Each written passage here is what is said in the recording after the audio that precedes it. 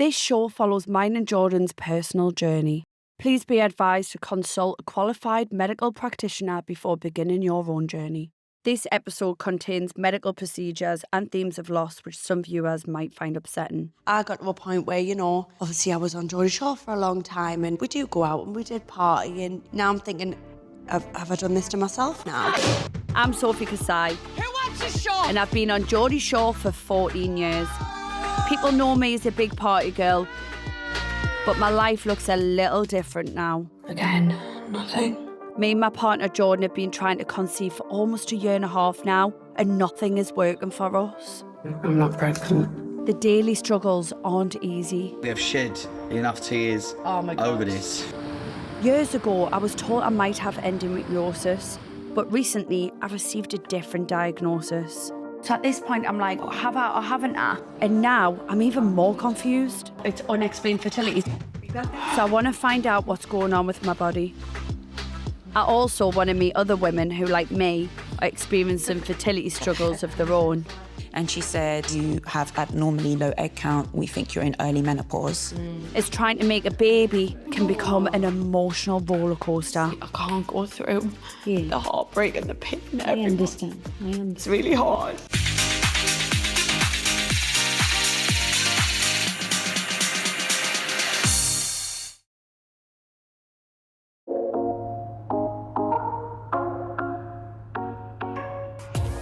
I am so excited because I am heading back to Newcastle. And there's a girl I haven't caught up with in a long time, and that is my best friend, Katie.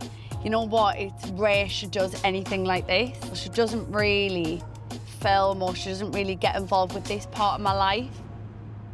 I actually used to live up that way. 4 years, not having anyone, living on my own, being a girl on Geordie Shore and having that reputation, I just generally believe that no man would want to really date a girl who had that history. And there we are now in the most loving, happy relationship with a man who adores us and wants to give us a family. This actually feels really nice because I haven't been out for dinner with a friend. I know, it's been ages, hasn't it? Mm-hmm. Cheers. Cheers.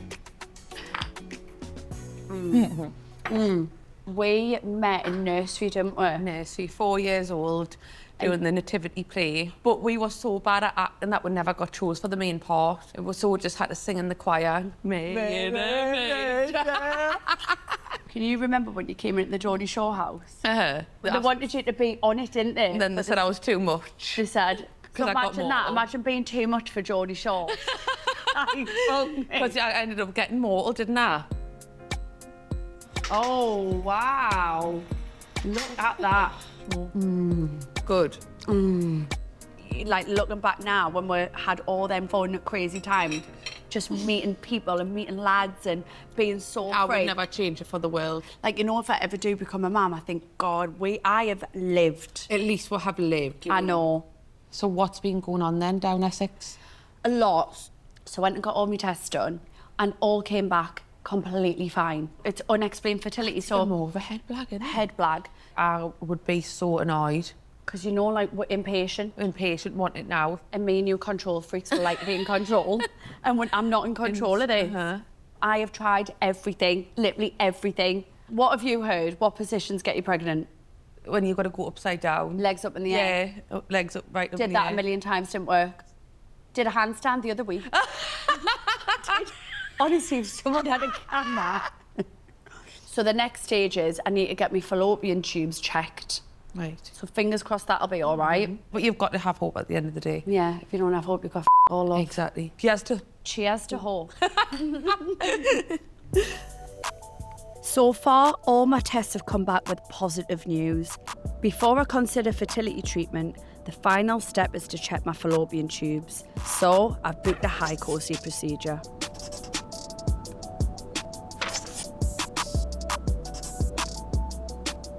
Me and Jordan are in the car on our way to Harley Street. I felt quite nervous about it. I did have a little tear the other day with Jordan, didn't I? Right, you got it?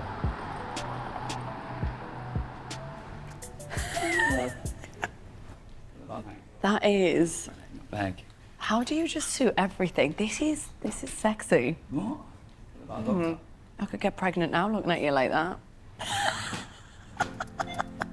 Sophie, come through this way. Yeah. So it's called hycosi. This is particularly testing the fallopian tubes. And we also check your uterine cavity with saline.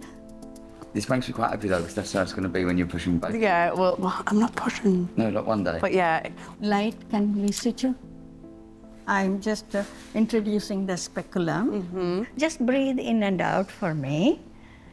So I'm trying to pass the catheter. I know it's not going to be comfortable, but I'll be as gentle as possible. No problem. Okay? There's just so much going on. You're doing well. A little bit pinchy. Ow. Feel that because when it enters the womb, Yeah. it goes through a sphincter. That means I am in the right place. Okay, won't be long. Okay. Sorry about the pain. Okay.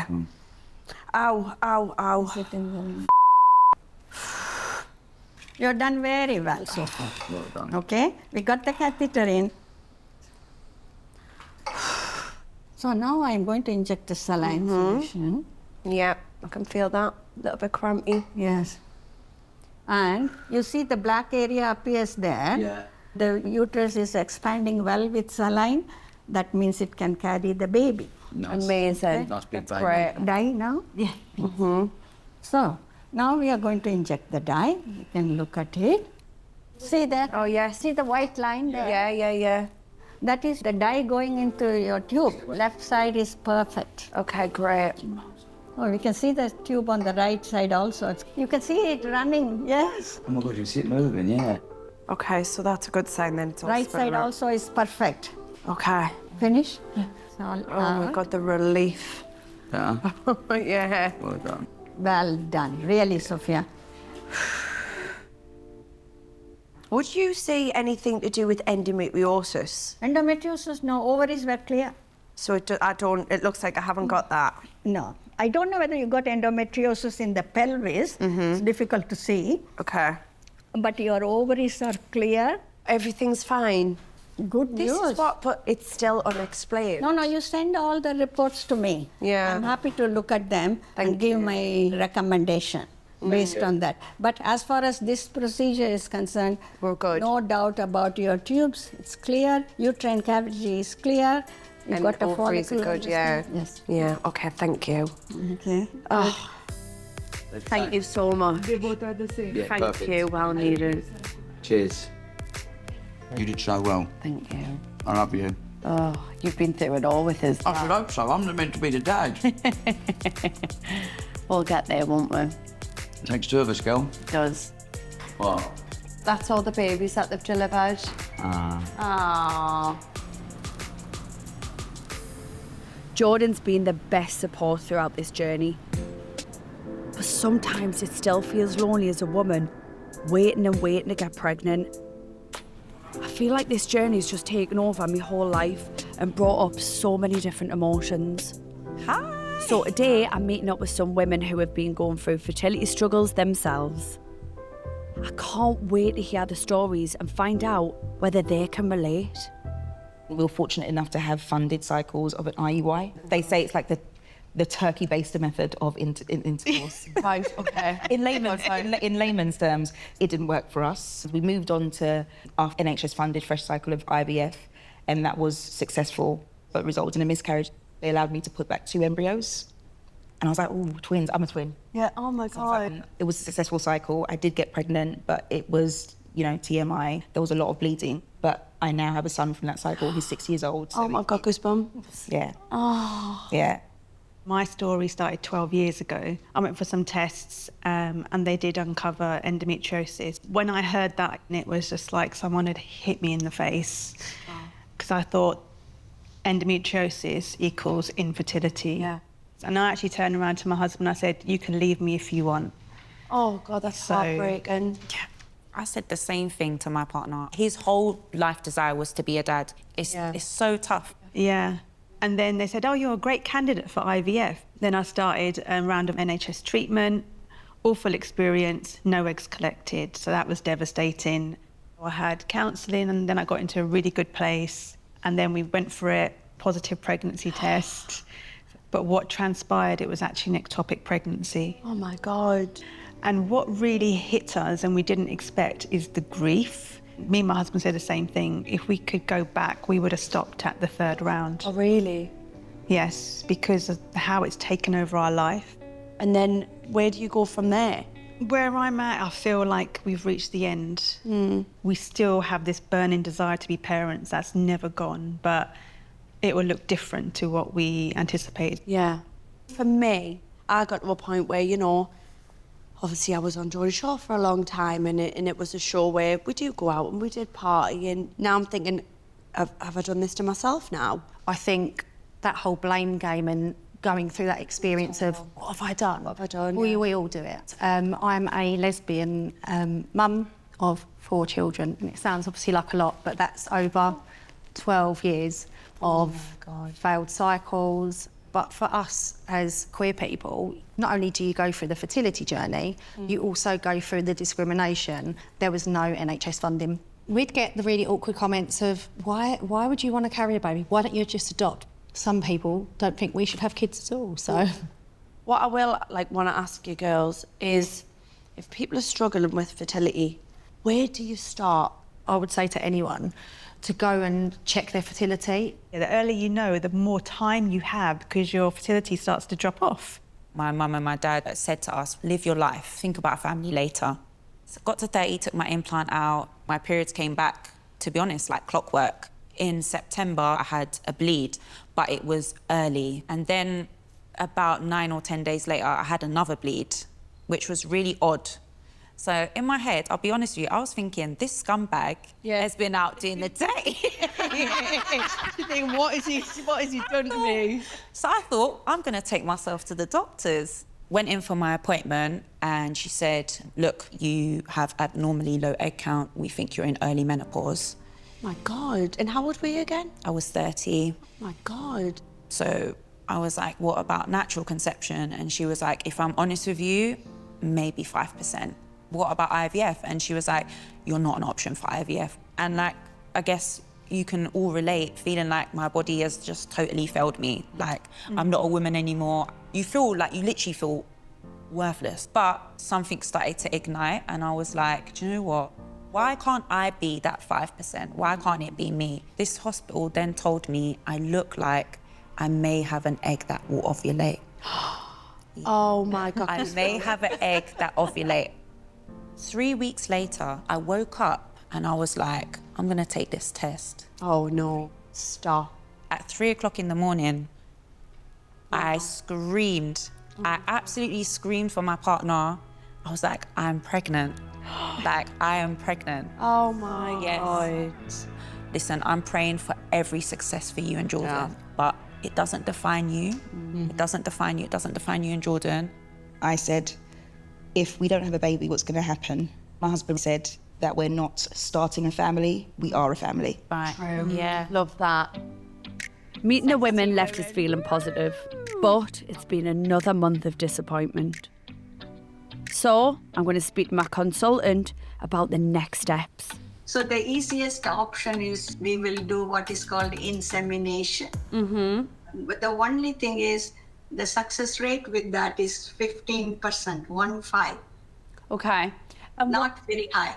Then if you say we want to have some treatment which is more effective, that will be called IVF treatment. The success rate of IVF is better in people who have more eggs. And how many eggs do I have? According to the results of the blood test, it's 18 AMH. If you go for IVF, you will produce lots of eggs. You will have lots of embryos. And if you have lots of embryos, then we can check the embryos to see which one of them are healthy. So that's really good. Now I'm starting to really relax because mentally I now know everything's okay and there's things out there that can help. The journey is starting. All the best. Thank you so much. Take care now. Bye. Bye, bye, bye. Honestly, I could cry. I feel like I've got a plan which makes us just so excited. After a busy few weeks of appointments, May and George are finally having a date night. Ah, it's nice to get out, isn't it? It's feeling wintry though, isn't it? Cosy. Cosy. I'm gutted we didn't bring the dog, look. I know. We're dog friendly. Bless her. She would have loved She's having it. a party for one at home. Oh, I'm so hungry. Yeah, I'm starving. What are you having? Bangers and mash, Always. obviously, and gravy. Yeah? I'm really craving gravy. I wonder when I'm pregnant what my craving will be. I think it'll be pickle juice. My mum's with me was McDonald's. Used to send my dad to McDonald's at weird times of the night, and I think he used to go and get all the stuff. Would you do that? Absolutely. Would you? Deliveroo. It's different now. And that's pineapple. Lovely. If you think about like this whole journey that we've been on, Joe, we have just done so much, haven't we? It's been a hell of a journey, especially recently, like with all your appointments and everything like that. It's been a lot on it. It's been a lot, but I'm glad I got them done. So glad. Yeah, of I course. feel like obviously doing like the documentary and stuff has really pushed us to do it because before all that, we're just in limbo. We was both maybe a little bit suspect to not speaking to each other as much as we needed to. Both suspect to bottling things up and trying to battle things on our own. I think we didn't forget, but hadn't learned how much of a team we actually are. I think the last few months, meeting people, everyone's got a different journey, but it was the first time I thought, wow, I'm actually not alone here. And it's so hard, I think, to speak publicly about your journey. We all want to show this perfect life, but for the first time, seeing women who might have the perfect life now with the children, but how did they get there? Like me, all my mates, I thought, just seemed to fall like instantly. Since I've raised it with men are telling me all the time, mate, I had the same thing. How hard is it? Do you want to talk about it? Same. We've had the high course. The woman said, give it 3 months. Yep. So let's just give it the 3 months. Absolutely. Which will take us to the end of the year. We will get to the end of this and we will get what we want. We will get the dream, whatever way it takes, yeah? Yeah. And I know, like, you want to look at IUI, which is fine, but I want a couple of months of me and you really being me and you. We're not going to put pressure on it, no weighing on the sticks. And in the new year, I promise you, we can look at other options if we get there. You know what, George? You've been the best Nah. support ever. Me and you were probably at the best place we've been all year. You know, we're happy and everyone's good around us and we spoke about what we've been through. And yeah, now it's just the ring. Yeah. Sophie Kasaei, I love you. Nice. This fertility journey has been full of highs and lows. I've met amazing, inspiring women at different stages of their journey. I've spoken to medical professionals who've taught me so much. Most of all, me and Jordan have become even stronger as a couple. I know that whatever happens, we'll always have each other.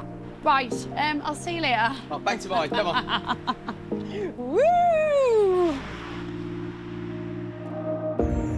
If you've been affected by any of the issues mentioned in this programme, please head to our helpline page.